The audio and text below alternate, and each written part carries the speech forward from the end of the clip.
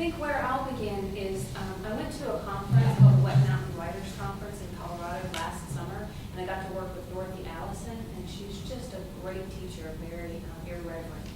And so lots of these things that we're talking about, she told us, we want to believe that there's this magic thing that you're waiting to be charmed by writing, that something it will just happen to you, will come. And she said, and she cusses a lot. But she was like, no, it doesn't work like that. You do the work.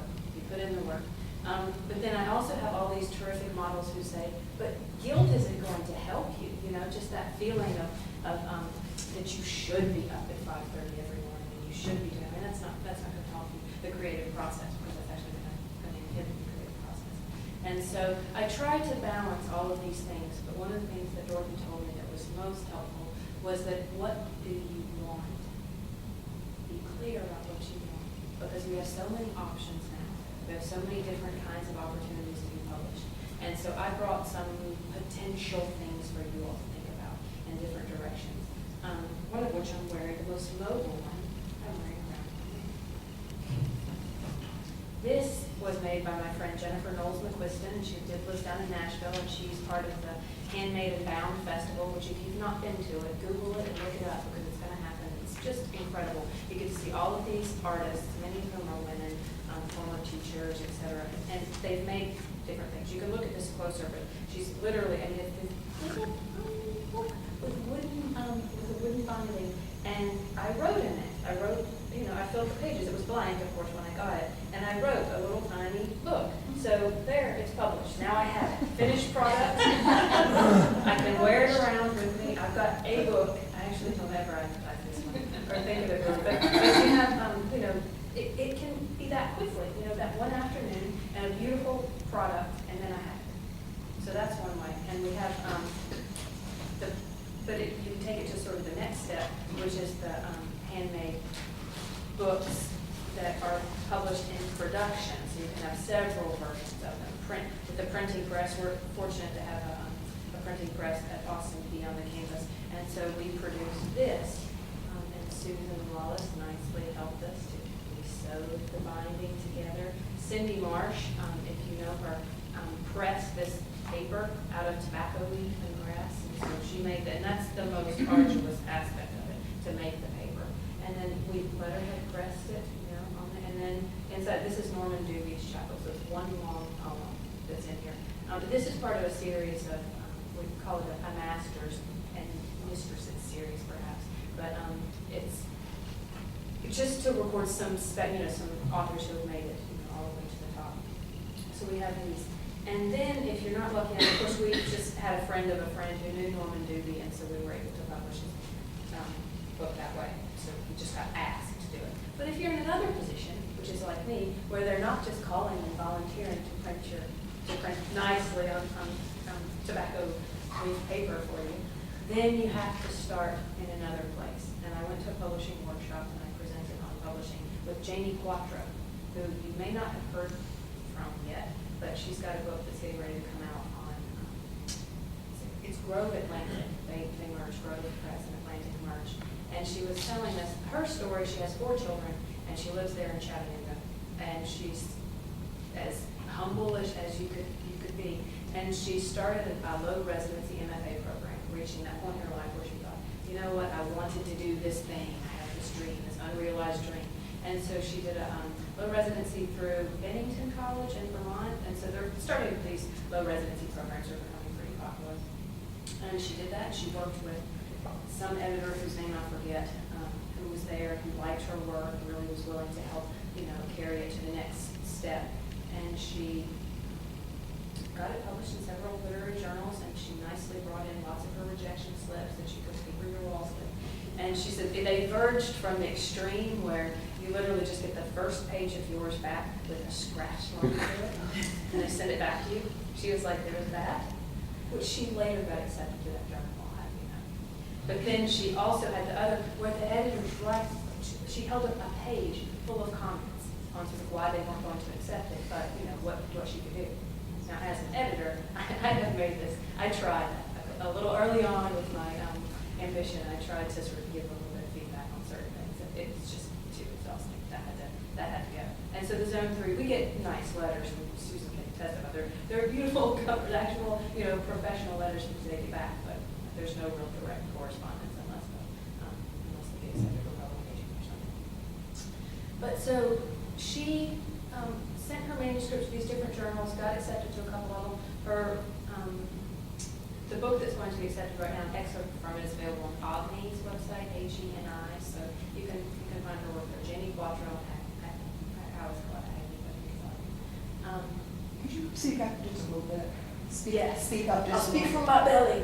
Well, Jamie Quattro, That's her right. name, and so it's Agni, AGNI, and so her work's available there. But she's, the work that she's done is the intersection between faith or spirituality and sexuality, which is hot, apparently. And so it got picked right up, and it actually went to auction, and she was like, oh no, this is terrible. Because when a house goes to auction, you're like, and so she thought it was really bad news. But actually, of course, that's really good news, because it was between HarperCollins and Grove Atlantic, which is the thing that you would most want to happen to your book. And it got picked up by Grove Atlantic, so it's going to be published. But so I'm leaving this conference, and the reason I'm telling you all about her is because it happens in all these different ways. Like Sharon is telling us, the pie in the sky sent it out to the Oxford University Press, and it can happen like that with these strokes of luck and these sort of, if you find out, it's not exactly strokes of luck. There was a little bit of groundwork that had been laid before that based on, connections that she just made, books that she was just interested in and wrote reviews of. And so it isn't always direct.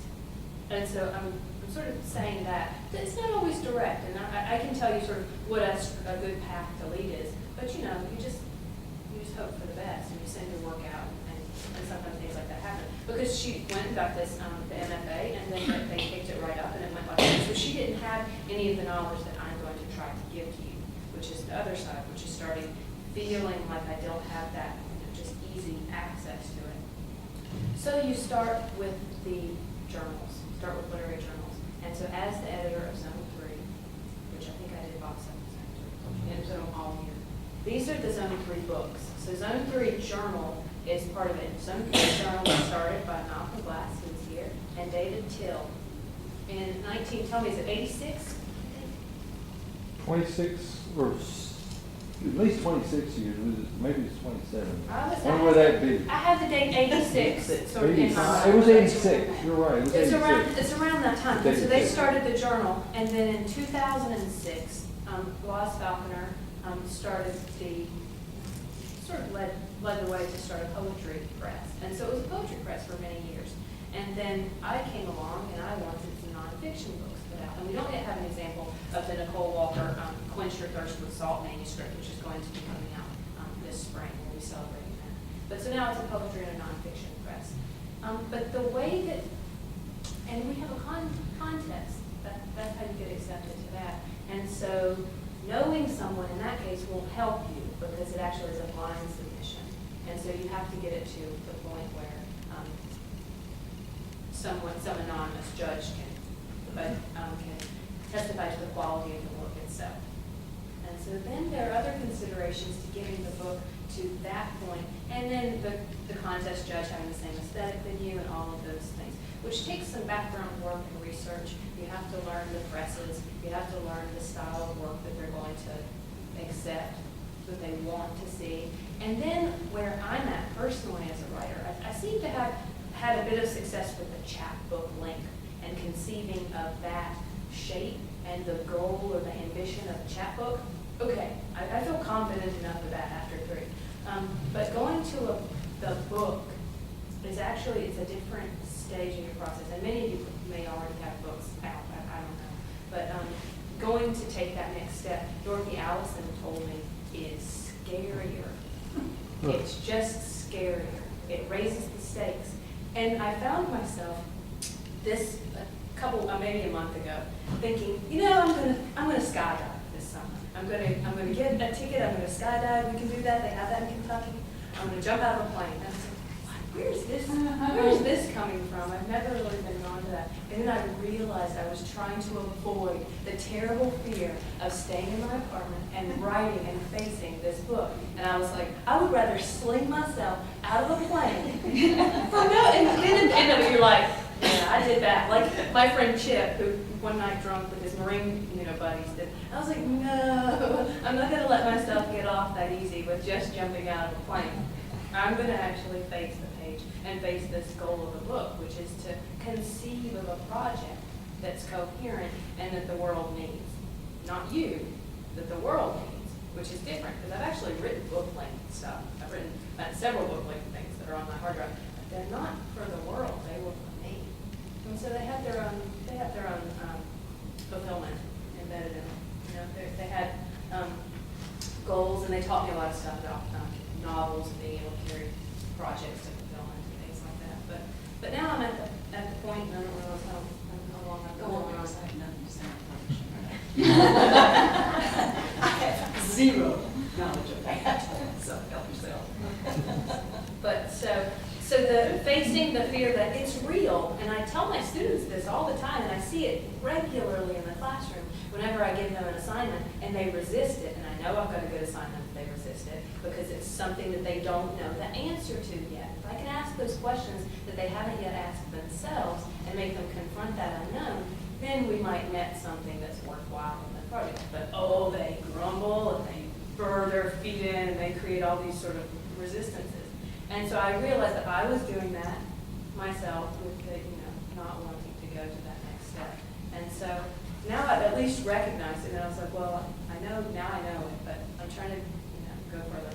But so what I think is the most important element is community. You have to get this community together. You have to get the community together to support you, to give you feedback. You have to have other readers' eyes on it, because if you're going to take it from the personal goal of what you want to get out of it to why does anyone else care about this? Why is it relevant? How am I going to reach them? Then you have to actually talk to them. Or you have to imagine them for real.